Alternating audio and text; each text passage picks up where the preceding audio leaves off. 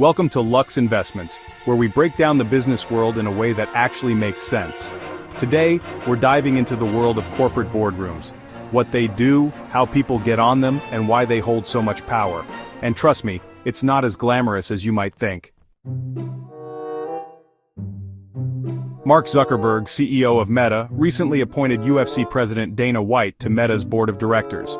This decision raised a lot of eyebrows, but in reality, it's just business as usual. Corporate boards are full of high-profile figures, and once you're in the club, you stay in the club. Just look at Boeing, whose board includes former Vanguard CEO Mortimer J. Buckley, Coca-Cola CEO James Quincy, and Netflix's chief content officer Bella Bayara. It's a giant web of interconnected elites. But what do these people actually do? A board seat isn't a full-time job. Members attend quarterly meetings, listen to company updates, and provide advice. Their main role is to oversee executives, approve big financial decisions, and sometimes fire the CEO if things go south. One of their biggest responsibilities, executive compensation. CEOs want to make as much money as possible while keeping their jobs. The board is supposed to ensure they act in the company's long-term interests, but often they just approve sky-high salaries. And here's the kicker. Board members don't even have to show up. There's no one above them to fire them.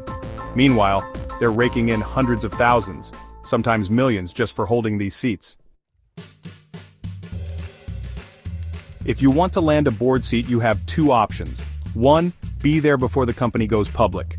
Founders and early investors often secure board positions. Two, network your way into an established company's board.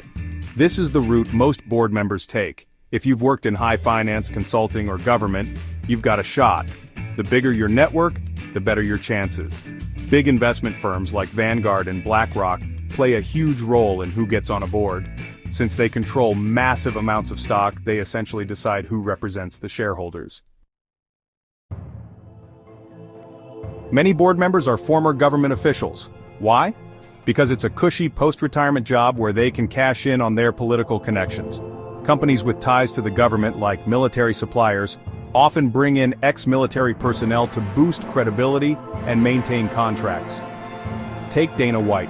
While he may be a great businessman, his real value to Meta's board is his close friendship with former President Trump.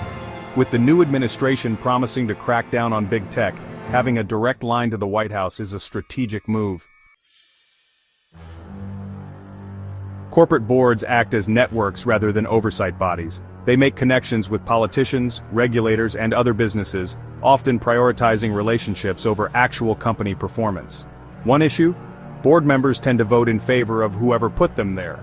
That's why CEO pay is at record highs, even when a company underperforms. The people meant to hold executives accountable are often their friends.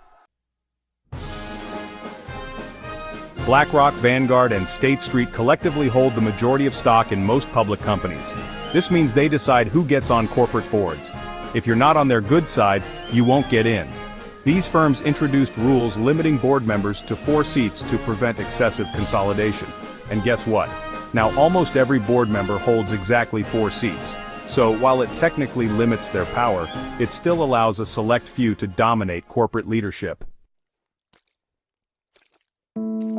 Corporate boards aren't about looking out for everyday investors. They're about power, connections, and keeping control within a tight circle. If you want to join, you'll need influence, high-profile connections, and a resume filled with prestigious positions. But for the rest of us, we're just watching from the outside. That's the reality of modern corporate boardrooms. If you found this breakdown insightful, be sure to like, subscribe, and let me know your thoughts in the comments. Until next time, keep learning.